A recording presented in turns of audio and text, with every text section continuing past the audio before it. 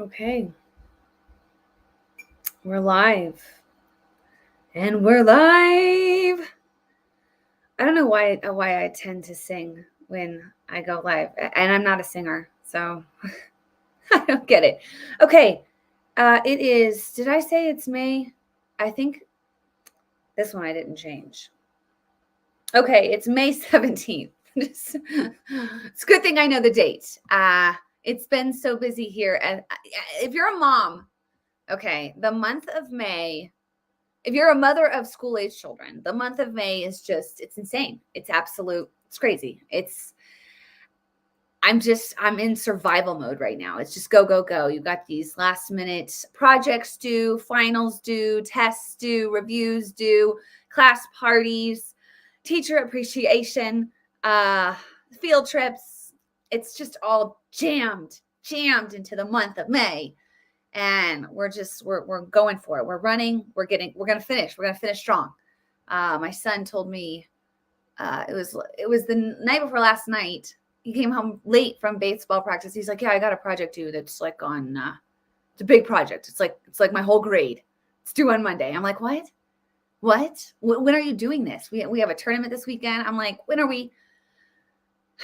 So a trip to Hobby Lobby. It's just, there's a lot going on. So if you're a mother, and you have school-age kids right now, you know, I got you. It's tough. It's not easy. Here we are. But here we are. We're finishing strong and we're live. It is, it's Friday, May 17th, Conservative Momma here. And there's a lot to discuss. I'd like to start off with a video. This came across my feed yesterday, or maybe it was early this morning. I think it was late last night, of our Congress, our Congresswoman. I could not parody this. I don't think I could. I wouldn't do it justice. I'm going to just let them take it. It is, they put on a remarkable scene about the state of our country. And they were able to just put on a display that really gives the American, you're the American, out there just living their life, a glimpse, a beautiful, I wouldn't say maybe not beautiful, but a real good glimpse at DC, the swamp, Congress, and where we are as a country. If you haven't seen it, enjoy. It's about 3 minutes long. Just watch. Okay. He's advising who? What? Do you know what we're here for? You know we're here about AG. I don't think you know what you're here for. Well, you the one talking about. I think your fake eyelashes are messing up. No, ain't nothing. Hold on. Listen. Order. Mr. Chairman, That's beneath even you engage the order of your committee. Order. I do have a point of order, and I would like to move to take down Ms. Green's words. AOC's jumping. That is absolutely unacceptable. How dare you attack the physical appearance of another person? Are your feelings hurt? Her words down. Aww. Oh, girl, baby, girl. Oh, really? Don't even play. Baby, girl, I don't think we are going to move, and we're going to take your words down. I second that motion. So who will have to pay? Okay. Ms. Green agrees to strike her words. I believe she needs to apologize. No. Perry, okay, hold on. Then after Mr. Perry's going to be recognized, then Ms. Green I'm not has 4 minutes and apologizing. 21 Well, then seconds. you're reserve not the right to striking your object. words. I am Mr. not Perry. apologizing. Now let's go. Come on, guys. Why don't you debate me? Mr. Chairman, Debate me. the minority. Pretty self-evident. You're not. Yeah, you're out of not. order. You don't have enough You're out of order. intelligence. Chair recognizes Mr. Perry. Okay, move to strike I'd like to strike those words as well. I move to I would strike like the lady's well. words again. That's two requests to strike. That's two requests to strike. Oh, they cannot take the There's word. another motion to strike her words again. Please All right. get Okay. your numbers under Here's the control. correct party. Ms. Green, do you agree to unanimous consent to strike your words? I repeat again for the second time. Yes, I'll strike right. my words, That- but I'm not all right. apologizing. Without objection. Not apologizing. Mr. Chair, point of order. Oh, here comes Jasmine. Jasmine's coming Ms. in. Crockett. I'm just curious, just to better understand your ruling. If someone on this committee then starts talking about somebody's bleach blonde, bad built butch body, that would not be engaging in personalities, correct? A what now? What did she just say? Chairman, I make a motion to strike those words. I don't think that's Hold on. part I'm of the. trying to find clarification on what quality. Chairman, motion to strike those I had no idea words. what you just said. We're not gonna do this. Look, you guys earlier literally just. You just voted to do Y'all did it it. first, so you You don't just have to- voted to do it. Order. I'm trying to get Okay. clarification. Look at, calm down. No, because this I is would what like to y'all accept do. your proceeding. So I'm trying Hey, to get Miss clarification. Crockett, you're not Y'all wanna recognized. play Miss games? I can't hear Crockett. you with your And you yelling. don't want Calm me to down. Be, Can no, you please calm don't down? tell me to calm down. Calm down. Because y'all Please talk calm noise, down. and then you You're can't out of take control. Because if I You're out of come control. and Can we send talk outside to shit take a about break her, for 5 y'all minutes? gonna have a problem. Mr. Order. Chairman. All right, Sorry. Chair. I don't know why Okay. you're Order. acting Chair like now that. recognize. Oh, wow. I mean, that was a show. They gave us quite the performance. I couldn't play that. They did the best job ever on just portraying to the American people where we're at as a nation. Really, the decorum in Congress right now is just wow. It was highly entertaining though. I laughed several times throughout that thing. I saw it earlier and I was like, wow. And then the beach blonde butch something I comment and the fake eyelashes and debate me and strike my words. And here we are. Here we are. So that should make your morning just in itself. I mean, I think we're good at this point. They're crisis actors. Yes, it's quite a show. And I was like, oh, I could totally parody this. But then I thought, you know what? I couldn't do it justice. Really, that was remarkable. Quite the show. Anyways, so I wanted to start off with that. If you haven't seen it, it's kind of going viral. And I feel sorry for the chairman there. He's like, I don't even know how do I stop this? You wouldn't have seen that years ago, but here we are, right? I mean, no comment. There's so much I could say with this, but I'm just gonna just zip it good. Okay. So other thing I want to touch on today is something that happened this week is Biden challenged Trump to a debate. Yeah, he did. He's like, let's go. Let's do this. Which is kind of funny because Trump, I think it was back in February, said, I want to debate Biden and nothing came of it. It just kind of was quiet. And then now out of the blue, Biden puts out a video and it's an awkward video. You got to watch it. My bet is, having made a bunch of videos, I don't know. I've made hundreds of videos. I've edited so many. That's so many. I don't even know how many. When looking at this, I guarantee you there were several takes just to get this 13-second. And there's takes in the take here. So watch this debate challenge. Biden decides to play the tough guy. He's challenging Trump to a debate. He's so tough. Watch how tough he is. Trump lost 2 debates to me in 2020. And since then, he hadn't shown up for debate. Now he's acting like he wants to debate me again. Well, make my day, pal. I'll even do it twice. So let's pick the dates, Donald. I hear you're free on Wednesdays. Oh, make my day, Donald. I hear you're free on Wednesdays. Wow, between that and the show we just saw in Congress, I mean, wow, really? Make my day, Biden. I heard you're free. My day, Trump. I heard you're free on Wednesdays because he knows that Trump, they've got him tied up in court right now. And he plays this character. It's like this. It was the same with Corn Pop, take him out behind the back shed and, all righty. And yeah, you feel my hairy legs and I'm Joe Biden. I'm such a tough guy. I'll show you my fists. And it's just like, it's just a character that he plays. And that was awkward. I don't know about you guys, but should we watch it again? Let's watch it again one more time. Trump lost 2 debates to me in 2020. And since then, he hadn't shown up for debate. Now he's acting like he wants to debate me again. Well, make my day, pal. I'll even do it twice. So let's pick the dates, Donald. I hear you're free on Wednesdays. make my day, Donald. Make my day, Donald. Like, what? I'm sorry. What? I don't know, guys. I'm at a point where it's such a clown show that I used to be like heavily engaged, right, in the whole political stuff, and like really like, oh, and we're gonna turn this ship around. We're gonna fix this. But the longer I've done this, the more embedded I've been in all of this, the more I've just reviewed it and watched it. It's such a mess. It's so bad. And the people that it attracts, right?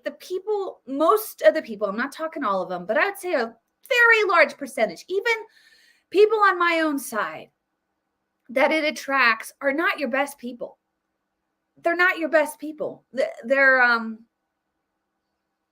I don't know. It's just, and maybe I see, because I did the whole Hollywood scene, right? Like I did that. I saw the grime. I saw the underbelly of it. I lived literally in a celebrity's home, well known.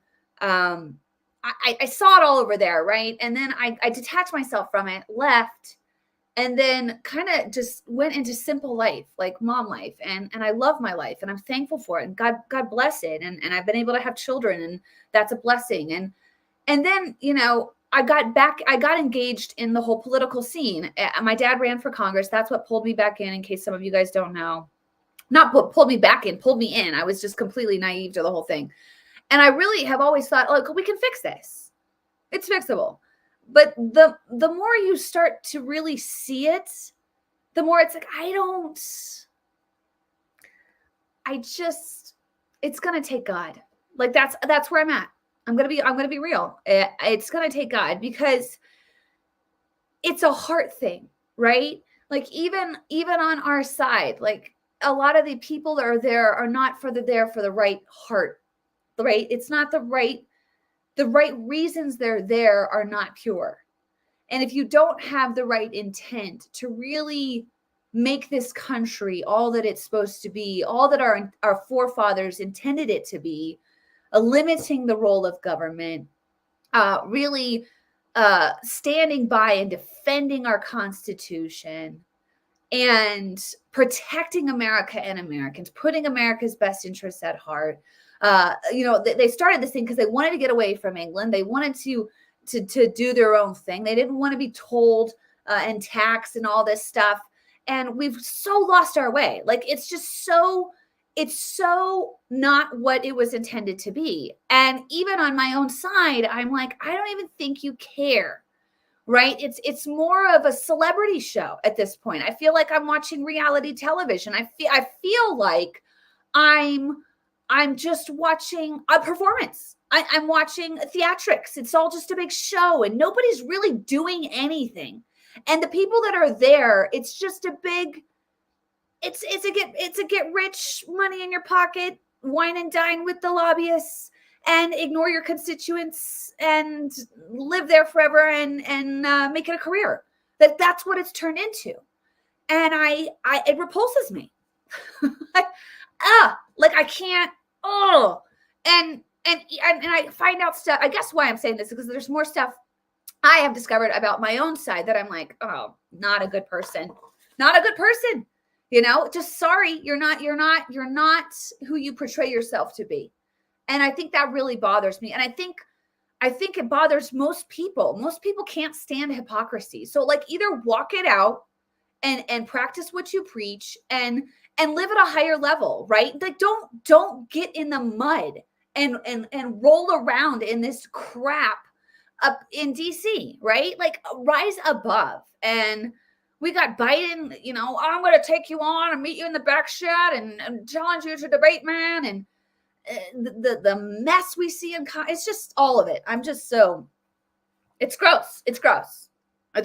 And I don't know. I'm at a point where it's like only God can fix this, because all of you like cleaned it all, right? Like if I was in charge, I'd be like, we're all of it. We're starting over. Okay. We're getting rid of all of it. We're going to take representatives from each state just like it was originally in the Constitution. Senators, everybody else, if you're there now, you have to go home. You can't go back. You're done. You're term limited. You go, you serve. No lobbyists. None. No, sorry. You're not even going to wine and dine these congressmen and women. They're going to have nothing to do with you. They're going to talk to their constituents. They're going to represent what their constituents want. Then they're going to go home, and they're limited to a certain amount of time. Then they have to go back and live in the real world. No pensions. No, none of it. None of it. Clean it all. That's the only way to fix it. I mean, if we're honest, that is the only way you're going to fix it. And none of these people want to fix it. That's the thing. They don't want to fix it. Anyways. Okay. Let's see here. I want to hit on Trump says there's a pretty good chance he will announce his VP at the convention. But I really want to touch on the debate stuff before we move on. I was in my head about this because I was like, okay, why is Biden challenging Trump to a debate? Like, if you watch Biden, he shakes hands with the air, right? I mean, he calls out, he has called out to people when he's giving a speech. This happened. He called out to a woman who had passed on. She was gone, you know, and he didn't know that. He called out to her in the room.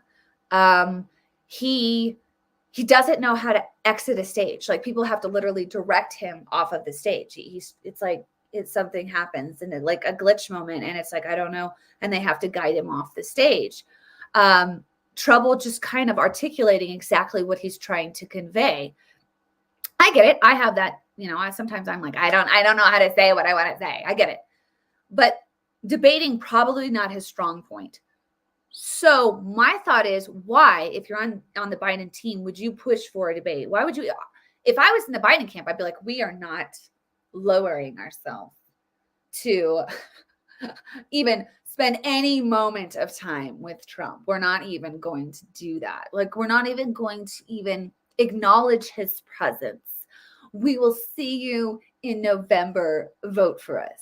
Like, I'm surprised. I really am surprised that they're like, yeah, let's debate. Let's do this.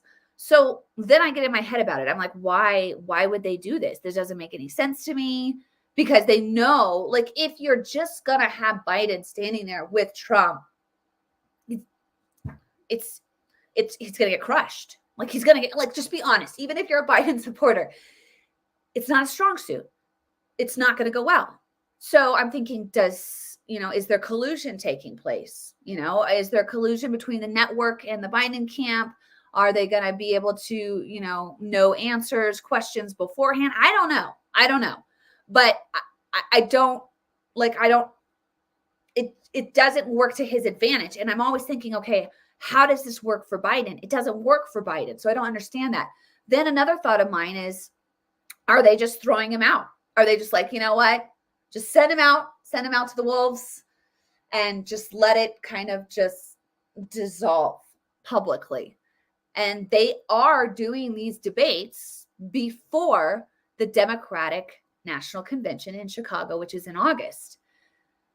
And that's all that, I mean, that's a wild card, but I don't know. I would like to know your thoughts, because I just can't make sense of it. I can't make sense of it. It doesn't make any sense to me. If you're going to play fair, and I doubt they're playing, I mean, come on, guys. If you're playing fair and morally and truthfully and ethically, when you put Trump against Biden, it's not going to go well for Biden. It's just not. And so I don't know why they did that. There's a reason. I'll tell you that. There's a reason, and I'm not ahead of it. But if you are, let me know in the comments, because I'd love to know your thoughts. Okay, that's the comment on the Biden Trump debate, which doesn't make sense to me.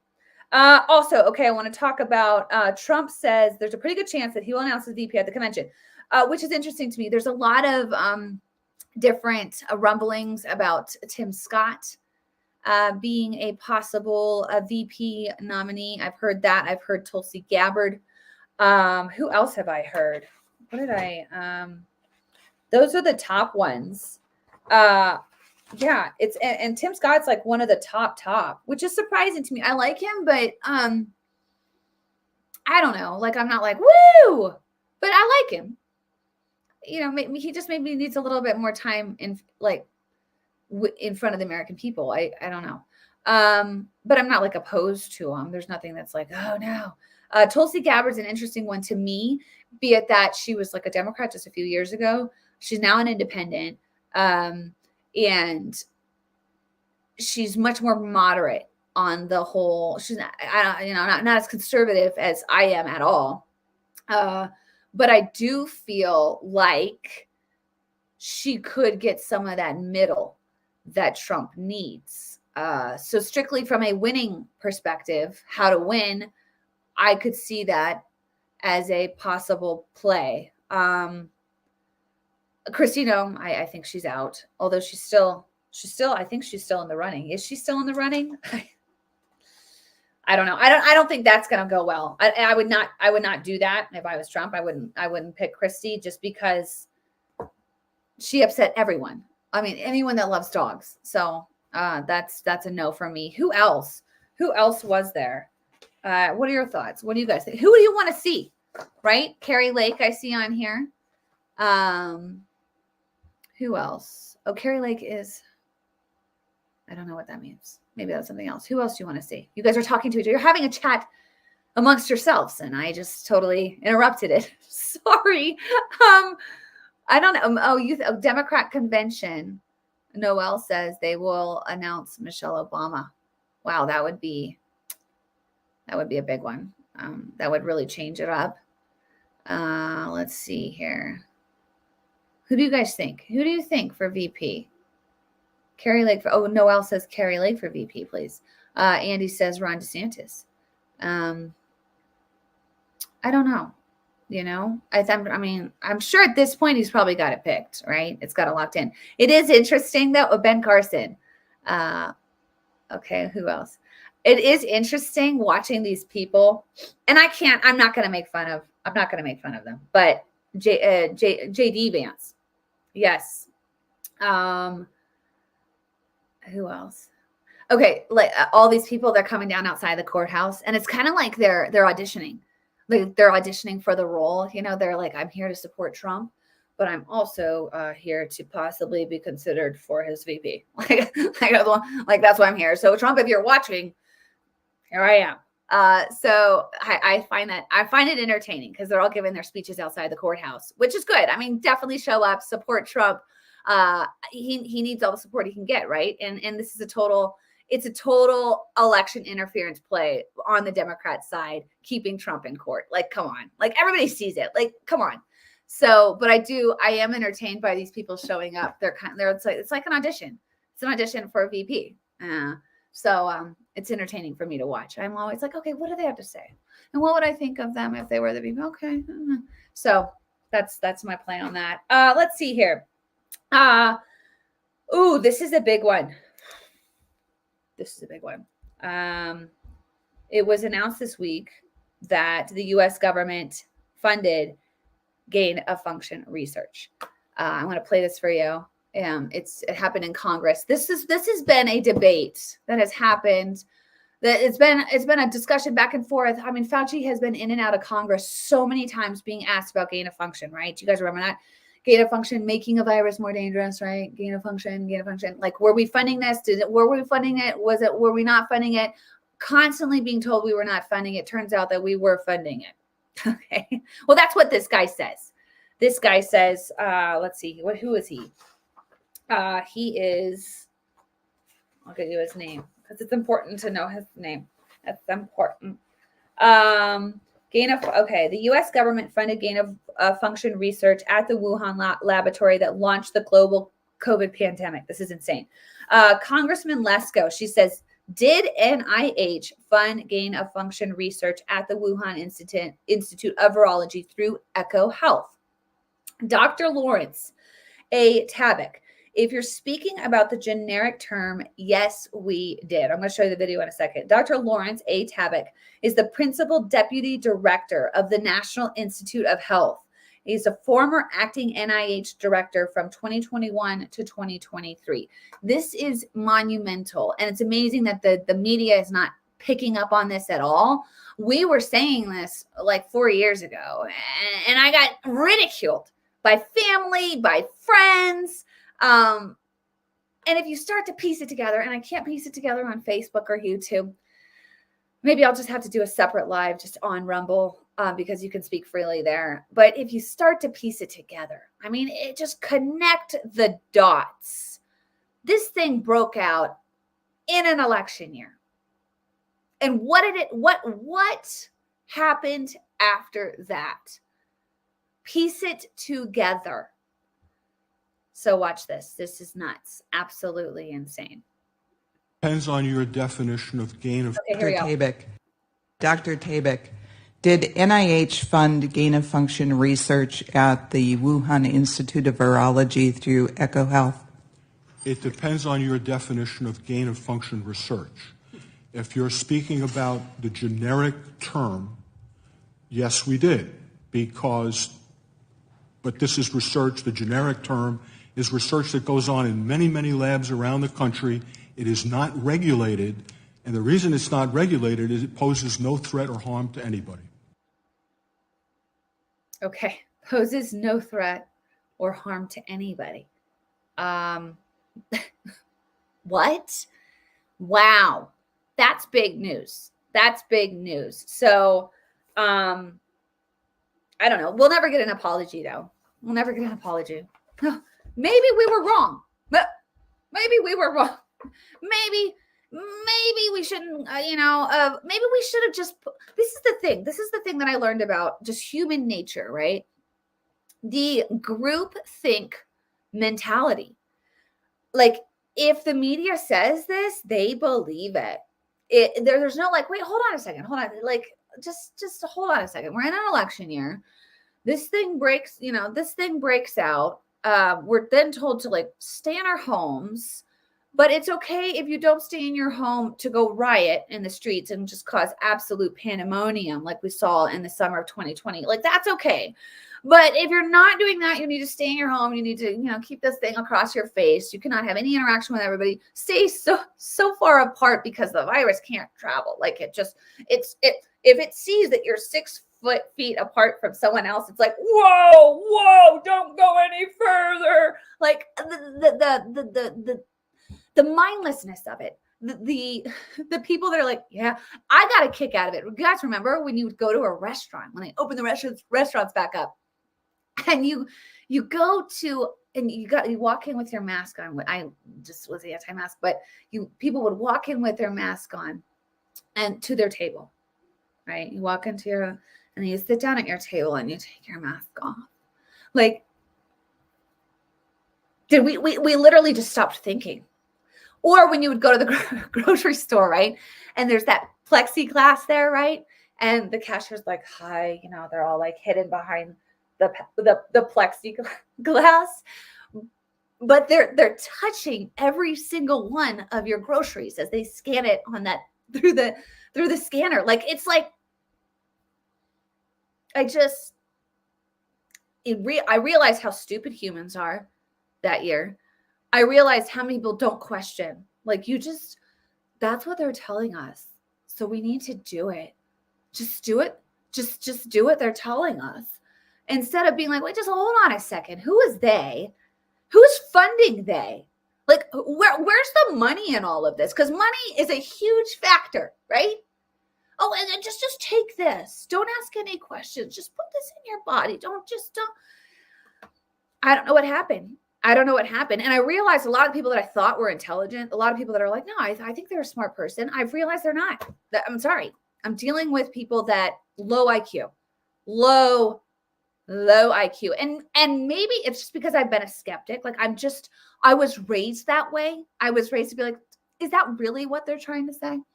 Like, is that really what they mean?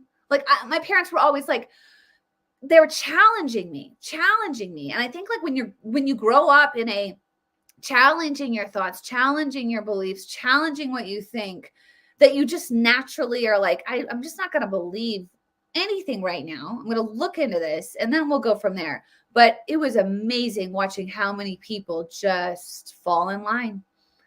They fell in line, and look what happened. Look what happened all after that. Look at where we are now. Look at where we are now. Like, wow. All that can happen in 4 years, especially with the specific leadership that we're under right now. Like, and you just think it's all coincidence. Just all coincidence. Maybe, just maybe it's not a coincidence. Once you start saying, well, maybe it's not a coincidence. Maybe some of this stuff was intended to happen. Maybe some people made it happen. Maybe they wanted it to happen because of this and this and this and this. And then you start to think. And once you start thinking, and once you start asking questions, and once you start realizing the pushback on the questions that you're asking, then you start to see the truth. And then you're like, oh no. Oh, okay. So I'm just hoping more people wake up. I'm just hoping more people ask questions and just don't believe what you're told. Just don't believe what you're told. Anyways, so that's a big one. That's a big one. I don't think the media is going to tell you anything about that. Okay. Also, media. Let's talk about the media. The meltdown, the absolute meltdown over the Chiefs kicker, Harrison Butker. My goodness. Wow. Like, guy gets up to give a commencement speech at a Catholic college, tiny Catholic college in the middle of nowhere, Kansas. I actually have some nieces and nephews that attended there. And I didn't watch the whole speech at first. I saw a clip of it and I was like, I love what this guy just said. I was like, I love it. I sent it to my husband. I was like, wow, this is at Benedictine. I was like, maybe it is a good school. Maybe, they do hold fast to biblical principles and values. And, that's awesome. Like I was surprised. I was like, okay, that's cool. Like, I like it. I like what he said here. And then I started to see like the absolute like meltdown of like all of the media and the NFL and celebrities and Maria Shriver. And they were like, about what this guy said. Okay, he's Catholic, speaking to Catholic graduates, and gave his opinion. And the absolute outrage is unreal to me. I was like, what? So then I was like, okay, maybe he said something. Like, maybe he said something in that speech that in the whole speech. So I was like, I'm going to watch this thing. I'm going to watch the entire speech. So cooking dinner, I'm doing like stuff. I got it list. I'm listening to it. And all throughout the whole thing, I'm like, amen. Amen. Yes. Yeah. Say it. Yeah. Amen. Yes. Spot on. Absolutely fantastic truth spoken. And I'll tell you this. Okay. I'll tell you this. People are like, it's hate speech. It's hateful. It's so listen. The truth is going to offend you. Guaranteed to offend you. I'll tell you, when I go to church sometimes and I attend a biblically based church, my goodness, like it is, hey, does it say it in the Bible? Then when you walk it out, okay? All right. We are in this world, but we are not of this world, right? The world is doing this. You see, Travis Kelce chugging a beer at a commencement, and you see Harrison Butker speaking the truth and biblical truth at a commencement, and you can see the vast reaction difference between the world, hey, chug the beer, to the world's reaction to Harrison Butker, where they're like, I can't, oh my gosh, like this is terrible. He's just, he's such a misogynist. He's horrible. Yeah.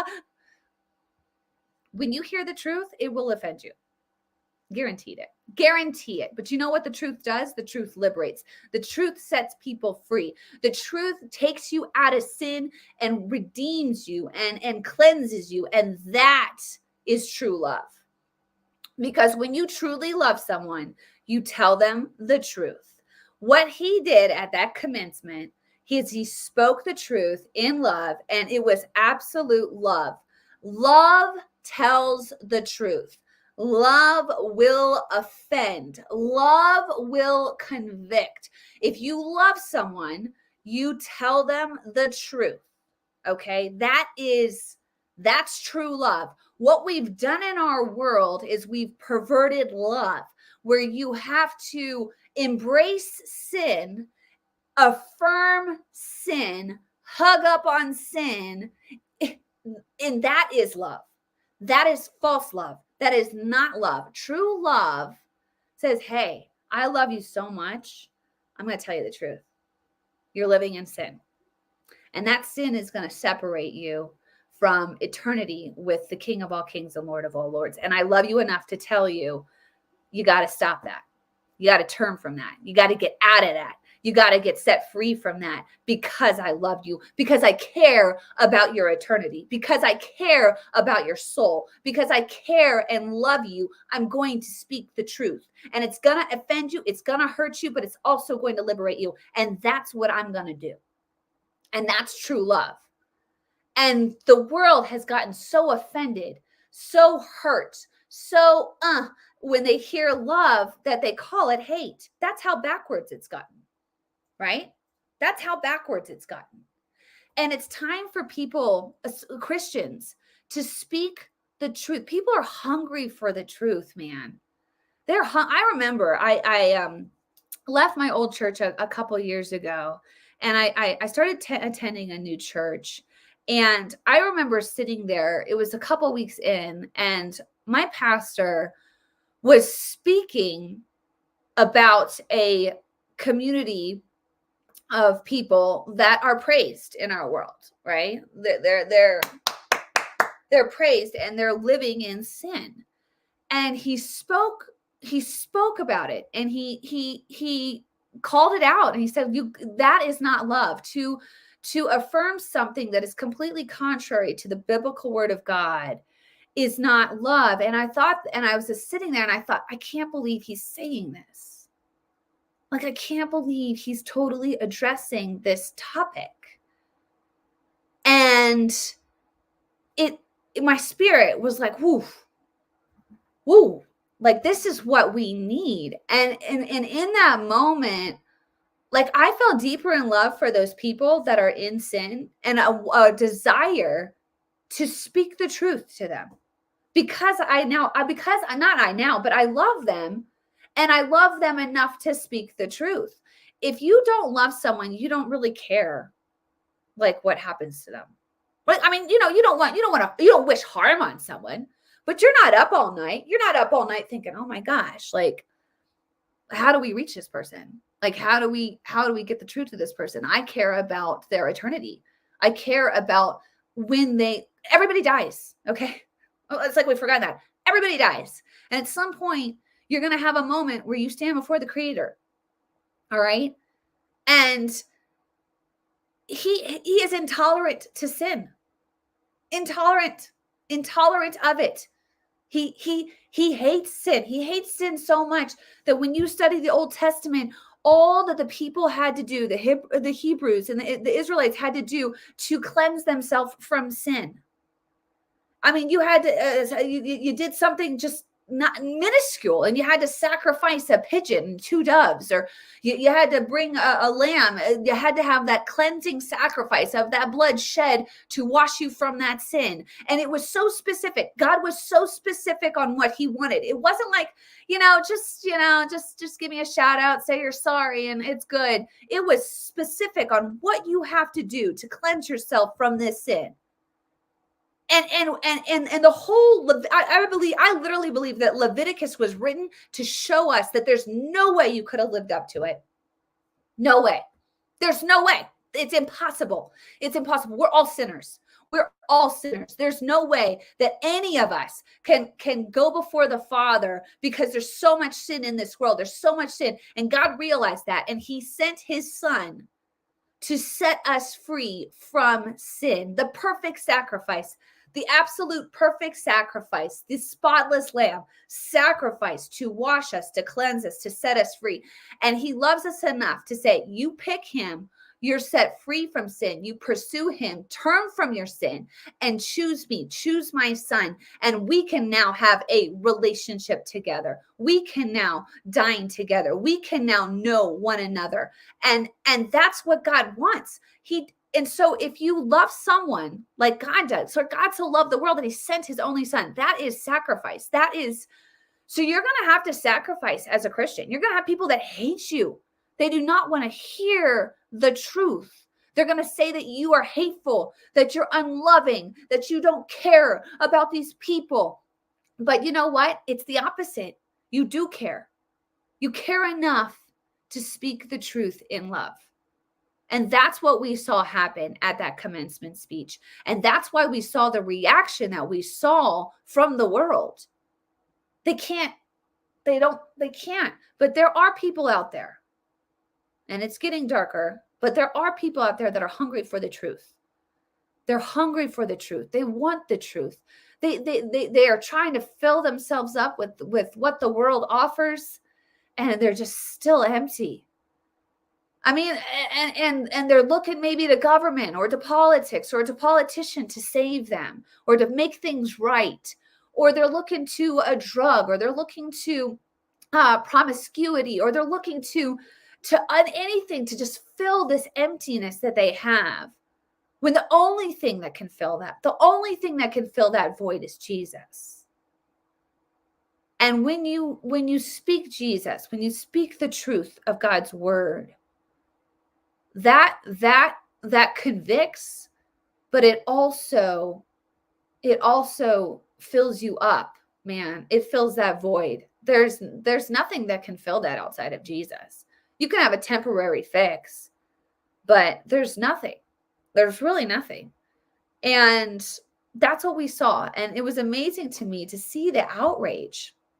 I was just like, wow. And it's not like he was speaking to other Catholics. And hopefully, I'm hoping that Catholics are practicing Catholics. If you're a Catholic, I hope you're practicing Catholic.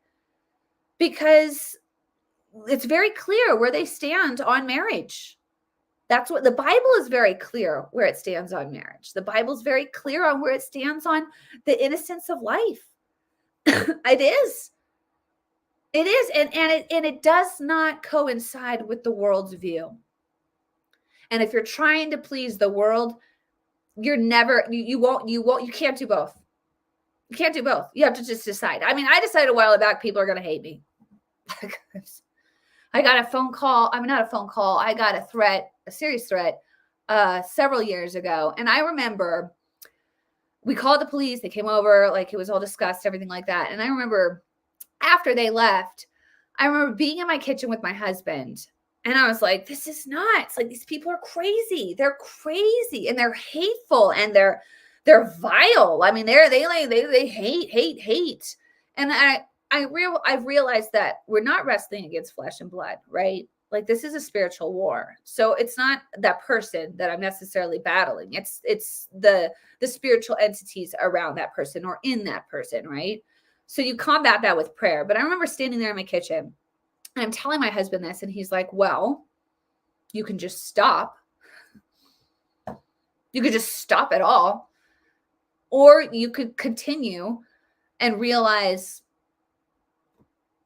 hey, if I speak the truth, people are going to hate me. Not everyone's going to like you, Rachel.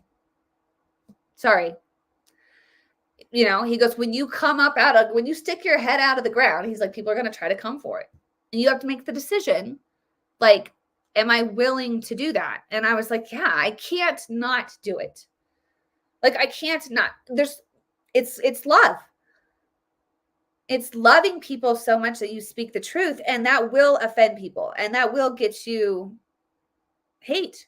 And I feel, and I love that Butker has found that realization. Like, he's like, I'm just going to speak the truth, that this is a moment for me to speak the truth, and it's going to offend people, and I'm going to do it. And I loved it. And I hope to see more people rising up to speak the truth. And you do it in love, because you the whole reason you're doing it is because you love, right? Like, you love people. We love people. God loves people. And if you're a Christian and you're a follower of Christ, then you want to model after him, right? And he spoke the truth. Pharisees hated it. Sadducees hated it. In the end, he was crucified for speaking the truth. But we're called to speak the truth. We're called to be a light in the darkness. We're called to be salt. That's what we're called to do. We're called to make disciples, right? So I just was amazed. I was amazed at that reaction, and I understand it. I totally get it. Totally get it. So what else? Let's see here. All right. This is my last one. We'll end on a good note here because I've been going for a little while. I showed a video last week of Democrat strategist James Corbell. He has been around for years, okay, and he's a very smart guy. He's a Democrat, a very intelligent strategist, like he just is. And he's stressed out, right? Like there's this video of him just saying, like, we're throwing everything at Trump, and nothing is sticking. Like nothing is sticking. Nothing is sticking. And we're heading into an election, right? We're heading into an election right now. I don't know what lies ahead. I don't know, how many months are we from this thing? I don't even know. But a lot can happen, right? As we saw in 2020. Okay, just to circle back there. And I believe that nothing happens in an election is a coincidence. Nothing. And I do believe that all of these indictments are part of the plan, a part of the strategy. But I do believe that there are other plans. But when you start to think, and this is what I did, I started to think just over the course of the last, I would say 8 years, all of the things that have been thrown at Trump to stop Trump. It's really remarkable. It's really remarkable. So I just started to jot them out, and then I satirically kind of put together a video to just kind of hash out all that has happened. And then at the end of this video by Corbell, he says, we got to try something else. We got to try something else because what we're doing is not working. So I will leave you with this, and I'm going to play this video, but just know that we are in an election year. Nothing is coincidence. And I do believe that everything you say happened, especially as once we hit the summer, and we're coming up now, like it's coming in hot. Be on guard. Be skeptical. Ask the questions that you did not ask in 2020. Okay. Don't get played again. Don't get played again. I mean, come on. Fool me once, shame on, what is it? I don't know. Fool me twice, shame on you. Fool me once, shame on you. Fool me twice, shame on me. Like, come on. Like, be on guard. So just watch this. This is a final of kind of all that we've watched over the last 8 years. We need to put this everywhere, okay? Calm down, okay? He's not going to win. We're going to be fine. This is not good. This is not good. Well, we're just going to blame Russia. That's what we're going to do. Yeah, we'll launch an investigation on Russian interference. He's talking to Kim Jong-un. Okay, he's going to start World War III. We're just going to tell people that he's going to start World War III. He threw paper towels. Okay, I think we need to make a real big deal out of this. Yeah, I know there were good and bad people there. Okay, but the American people don't know that. So we're going to say that everyone there was bad, and he said that they were very fine people. Okay. He overfed the koi fish. I think we need to put this everywhere, okay? It needs to be everywhere. He met with Kim Jong-un, okay? World War III, like it might just nuke us now, right? It's just, he met with Putin. Okay, it's Mueller time. It's gotta be Mueller time, okay? Like, yes! I just think that we have to change it up, okay? So let's take the rage that we have and put it on Kavanaugh. Just for a short time. Okay, so we're just gonna say that he keeps kids in cages, right? He's putting children in cages. They don't have to know who built the cages, right? Or that they've been used prior. We just have to say that he's doing it, okay? Kids in cages. I think our only option at this point is to get rid of the Electoral College. I think our only option at this point is to stack the Supreme Court. I think our only option at this point is to try to make DC a state. He wants to build a wall. Walls do not work. Well, They might work a little bit. Just go with it, okay? It's bad. It's bad. He was on a call with Ukraine, okay? And he wanted to know what the former VP's involvement was with Ukraine. Selection interference. We'll just say it is. He cannot win 2020, okay? Okay? This pandemic is terrible. It's horrible. People just need to stay home, and we will mail them a ballot. Let's impeach him over the phone call with Ukraine. Okay, don't stay home. Do not stay home. We need riots. Riots in the streets, okay? Total pandemonium. Well, that was a close one. That was, whew. No, he did not say peacefully and patriotically, okay? Well, we don't have to report that. Yes, impeach him for January 6th. I think he's going to run again. I do. Let's raid Mar-a-Lago. Let's indict him for falsified business records. Let's indict him for having classified documents. I know that Biden did too, okay? But the American people are morons. Let's indict him for January 6th. Let's indict him for asking about votes in Georgia. Let's just keep him in court till after the election. Let's put a gag order on him, right? I mean, how can you campaign if you can't talk, right? We got this, okay? We got this. Everything's gonna be fine. Everything that we're throwing is spaghetti at a wall, and none of it is sticking, me included. And, you know, we gotta try to think of something different, because what we're doing is really, really not working. What we're doing is not working. We got to think of something different. He's telling us what they're going to do. Okay. So just my whole thing is just be vigilant. Don't be misled. Be prayerfully led, right? Be led by the Holy Spirit, and don't get caught up, and don't never make a decision operating in fear. I've realized that fear is very much used to control. Right. And what do these people want to do? They want to control, right? It's all about control and power. You know, it's human nature to desire more and more power. It's just that's part of the sin nature is power, and wanting power and absolute power corrupts absolutely. And how do you get power? You have to take control. So, and how do you get control? You operate in fear.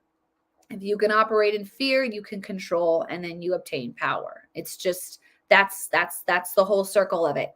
So be on guard, be smart, be vigilant, live life, question what you're told, right? The experts, right? We always have the experts. Who are the experts? Who are these people? Who's funding them? Always ask where the money is. There's so much money, guys, in this whole scene. Know where it's going, know who's funding it, know who's behind it. And that's what I want to leave you with. I'm wishing you all a wonderful weekend. It is gorgeous here in Colorado. Absolutely beautiful out right now. I still need to plant flowers. And usually I've already planted flowers at this time in my life usually. But like I said, at the top of this, it's May, and it's just like, go. And I haven't been able to do it, but I want to do that this weekend. I want to do that. I'm going to fit it in somewhere, some way in the midst of tournaments and all the other stuff that's going on and projects and all that, but we'll get it done. So God bless you all. I'm thankful for you all. I do want to drop my Patreon in the comments. A shout out to my Patreon supporters. I am so blessed by you guys. You know that. I'm so thankful. And I get little messages from you all throughout the week. I got a new Patreon that I've been talking to. Smile. I don't know if you'll see this, Smile, but I was totally blessed by your story you shared with me, just about God and his walk with God and the trials that he's gone through, and yet still pursuing God in the midst of absolute tragedy. And that is just so commendable. And it just really increased my faith when I heard your testimony, Smile. I was blessed by it. But I'm just thankful for you guys. Shout out. And Facebook. I do have Facebook supporters on here. Shout out to you guys as well. And I appreciate it literally keeps me going, because often I'm like, is this, should I go work on a PAC? Should I go work on a campaign? And I might, but I do feel like my main focus is to use satire and commentary to get that middle voter. That's my heart. So Also, I most likely will not be doing a commentary next Friday. I am doing a volunteering at my kid's school. It's like a field day type thing, and I want to be there for it and help out with it. And so I will probably not be live unless I do some kind of scheduled, like, pre-recorded, but it's never as cool. So next Friday will probably be off, just so you guys know. You are my weekly uplifting inspiration. Oh, and I just tell you, I'm not going to be here next week. Sorry, Mary, but thank you for that. I hope to be back. I will be back.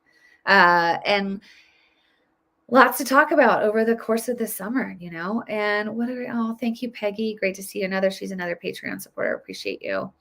All right, you guys. Well, enjoy your weekend. Shine bright, speak the truth, be a light, and don't be lukewarm, right? Just stand for something, right?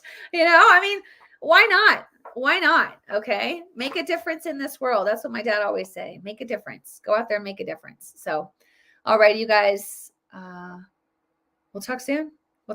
Bye, guys.